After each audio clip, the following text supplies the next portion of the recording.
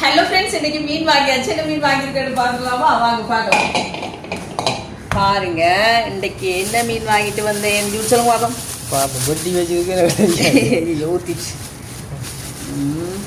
இது அவுக்கிறதுக்கெல்லாம் என்ன பொறுமை இல்லை, அதெல்லாம் பிச்சே போடும். பார்த்தீங்களா? பாறை மீன்.